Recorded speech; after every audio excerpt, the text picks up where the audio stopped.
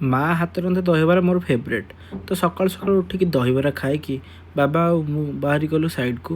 ଆଜି ସାଇଡ଼୍ରେ କିଛି ଚେଞ୍ଜେସ୍ କରିବାର ଥିଲା। ସାର୍ଙ୍କର ଆଜି ଏଣ୍ଟ୍ରାନ୍ସଟା ଚେଞ୍ଜ କରାହେଲା। ଟିଭି ୟୁନିଟ୍ର ସ୍ପେସ୍ଟା କମି ଯାଉଥିଲା, ସେଥିପାଇଁ ଆମେ ପ୍ଲାନ୍ଟାକୁ ଚେଞ୍ଜ କରିଲୁ ଆଉ ଏଣ୍ଟ୍ରାନ୍ସଟା ଟିକେ ଘୁଞ୍ଚେଇବାକୁ ପଡ଼ିଲା। ସାଇଡ଼୍ରେ କାମ ସରିଲା ପରେ ସିଧା ମୁଁ ଘରକୁ ଗଲି, କାରଣ ଭୋକ ଜୋରରେ ଲାଗୁଥିଲା।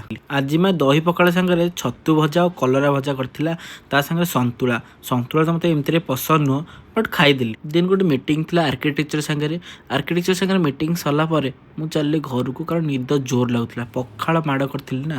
ଇଭିନିଂରେ ଉଠିଲା ପରେ ଟିକେ ଫ୍ରୁଟ୍ସ ଖାଇଲି, ତାପରେ ବାହାରି ଗଲି ଡିନର କରିବା ପାଇଁ। ହାଇଦ୍ରାବାଦ ଏକ୍ସପ୍ରେସରେ କୋଉମାନେ ରାମ୍ବୋ ବିରିୟାନୀ ଖାଇଛ ମୋତେ କମେଣ୍ଟରେ କହିବ।